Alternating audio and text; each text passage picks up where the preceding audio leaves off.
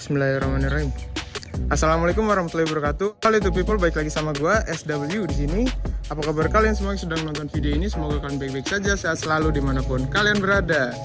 Oke, jadi pada video kali ini kita bakalan nge-review modifan si Netflix yang sekarang, karena kemarin itu mesinnya baru aja dirombak lagi.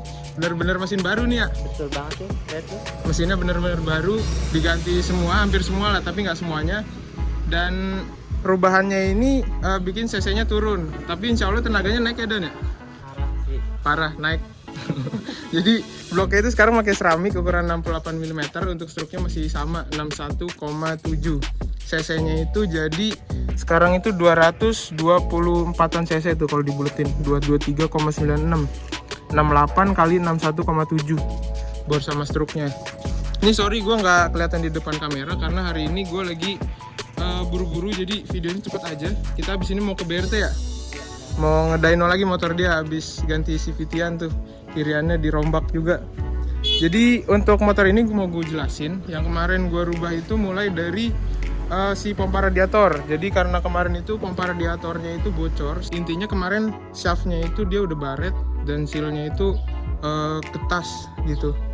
Jadi lebih getas daripada properties aslinya, sealnya bawaan Yamaha. Jadi akhirnya air radiatornya itu nyebrang ke oli, olinya jadi putih kayak 15 litri gua kemarin lah kasusnya.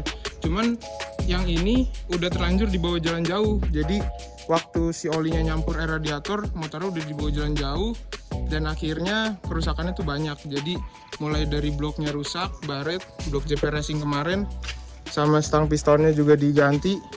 Terus untuk pompa radiator diganti pakai punya Mercedes-Benz asli dari Jerman, BOSHC Bos.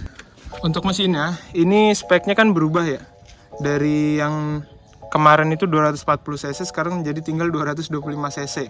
Tapi powernya gue bilang ini lebih gede. Kenapa? Karena mesin ini kompresinya jauh lebih gede daripada yang kemarin. Yang kemarin itu kan 12:1 lah. Nah kalau misalnya ini itu kemarin dapat 12,7 sampai 12,8. Jadi kompresinya lebih tinggi, pistonnya jenong. Pistonnya tuh beda beratnya aja ini ya, gue kasih tahu. Yang sebelumnya itu beratnya sekitar 200 graman sama pen sama ring piston. Kalau yang sekarang ini itu beratnya pistonnya doang itu 117 gram. Enteng banget kan untuk ukuran 68. Terus sama ring sama pennya dia 140 graman. Jadi bedanya 50-60 gram tuh ada tuh di pistonnya. Buset, itu gede banget sih menurut gua untuk berat piston. Itu ngaruh banget sih berat piston. Karena apa? Karena gerakan piston naik turun itu ditarik, didorong, tarik, dorong gitu kan. Kalau misalnya makin berat makin ngurangin tenaga ya. Udah gitu motornya juga jadi geter gitu. Nah sekarang pistonnya udah enteng nih, ukurannya 68 tapi. Dan ini bloknya tinggal pasang ya, crankcase Aerox. Ini bloknya pakai M-making. Untuk baut yang sini nggak gue pasang nih. Di sini nggak gue pasang untuk yang di sebelah rantai timingnya. Tapi ini untuk crankcase-nya sama semua, dan di crankcase Aerox tuh nggak perlu digedein lagi, tinggal plug aja. Untuk ininya nih, si setelan tensionernya pakai punya Jupiter MX. Nah untuk yang atasnya, baut yang atasnya sini kan ada baut masuk ke sini. Ini masih gue pasang, jadi di sini gue kasih drat gitu. Rapi sih, nggak ada yang bocor, aman. Cuman yang ke sini ke crankcase tuh nggak ada. Dan emang kalau di Malaysia banyak kan nggak dipasangin ke crankcase sih ininya. Bahlah nggak sampai ada baut di atasnya, di headnya juga nggak ada tuh. Gitu sih. Untuk pompa radiator ini, pompanya udah gue tutup jalurnya, jadi si pompa radiator ini cuman kayak buat ngalirin biar masuk ke selang aja airnya. Sekarang pompanya itu digantiin pakai yang Boss tadi, jalurnya dari selang ini nih. Jadi si radiator ini yang pertama, ini airnya bakalan diisep sama EWP-nya yang ada di kolong sana tuh. Ini masuk ke EWP, dari EWP dia masuk ke housing si water pump sini. Jadi water pump ini cuman untuk ngalirin air doang. Jadi dari selang masuk ke sini, terus dimasukin ke blok mesin lewat yang ini nih. Nah dari blok mesin dia muter keluar lewat bagian yang atas situ tuh. Nah tuh yang itu tuh. Keluar dari situ dia melengkung, baru masuk ke radiator yang kedua di belakang sini. Jadi alurnya dari sini ke sini, terus masuk pompa di mesin, keluar dari mesin bagian atas, masuk lagi ke sini gitu. Ini jangan sampai terbalik ya kalau misalnya kalian mau ngikutin, karena kemarin gue sempet masang pompanya terbalik, airnya tuh nggak ngalir sama sekali. Jadi harus keluar dari atas itu tuh, aroma termostat dia keluarnya. Oh ya, untuk headnya sendiri ini gue pakai NLK ya sekarang. Ukuran klepnya 2724. Ini head NLK dari Malaysia. Terus sama throttle bodinya masih pakai yang kemarin. Ini ukuran 40 mm, tapi sekarang injektornya cuma ada satu tuh. Jadi yang ini ditutup. Karena ini kemarin juga gue mikirnya nggak bagus karena ini pas banget di belakang butterfly throttle bodinya. Jadi lebih baik satu aja tuh yang sebelah sana, makin dekat ke intake kan. Kalau di sini agak jauhan soalnya. Ini injektornya pakai 210 cc sekarang. Ini sebenarnya ada dua, nanti gue mau dyno. Jadi kalau pas dyno itu kurang, gue ganti injektornya pakai yang 250 cc, diganti lagi tuh. Gue ada dua injektor. Nah untuk filter ini masih kayak kemarin. Ininya pakai ukuran 50 mm. Sebenarnya ini bisa downdraft, cuman karena ini motor buat touring, jadi ini masih pakai filter ya di sini tuh. Arahnya ke sini. Ntar kita touring mana nih? Purwokerto. Purwakarta. Iya. Untuk knalpotnya, ini knalpotnya dirubah sedikit kemarin. Nih di sini nih. Ini dipasangin untuk sensor lambda. O2 sensor yang dia buat wideband untuk dyno. Jadi nanti pas dyno dicolokin sensornya ke sini. Jadi lebih akurat. Dia ngebolongin dari yang sini nih.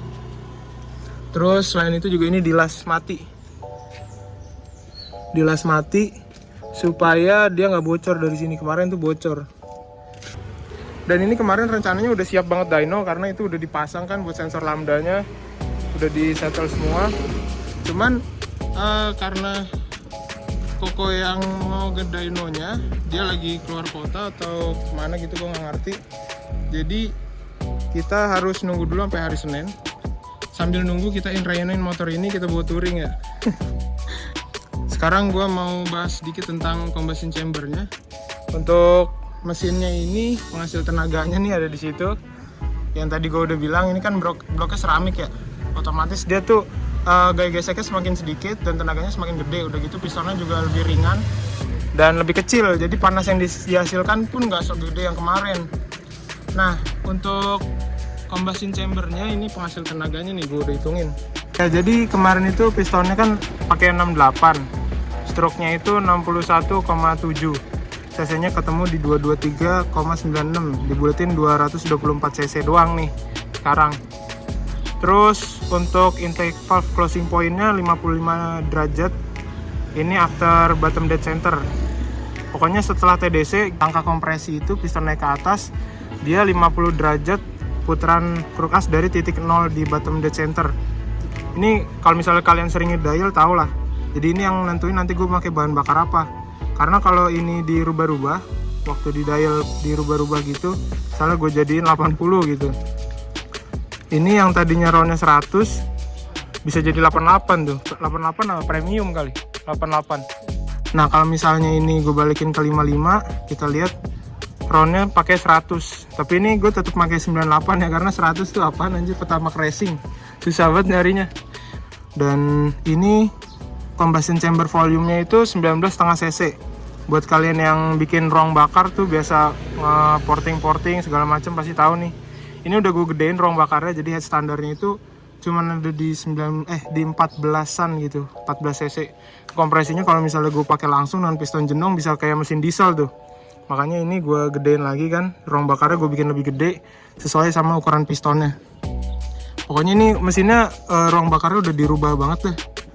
Dan ini gue nanti pas touring pasti gue bawa jerigen kalau nggak botol gitu ya. Jadi biar gue bisa tetap pakai Nitro Plus nih, gue pakai bensin Nitro Plus sepanjang jalan. Untuk bagian bawahnya itu tadi gue lupa jelasin ya, untuk connecting rodnya atau si stang pistonnya gue ganti. Kemarin pakai bekas R15 gue yang merek IKK, jadi kruk as dari Malaysia itu apa dari Taiwan tuh gue lupa. Pokoknya yang rame di Malaysia lah, kruk as IKK itu kan stang pistonnya sama ya, sama kruk as KTC yang punya Aerox ini kemarin. Jadi gue tinggal pindahin aja sih itu stang pistonnya. Cuman dia lebih panjang sekitar 1,5 mili gitu dari stang piston bawahnya. Jadi stang pistonnya itu ukurannya 100 mm sekarang nih, lebih panjang. Tapi packingnya lebih tipis. Yang sebelumnya 4,5 mili tuh gara-gara pistonnya tebel. Karena sekarang pistonnya kecil, packingnya cuma segitu tuh, 1 mili doang. Ditambah packing sengnya 2. Ya sekitar 1,5an lah, 1,5 mili gitu. Jadi ini mesin bener-bener udah compact banget sekarang.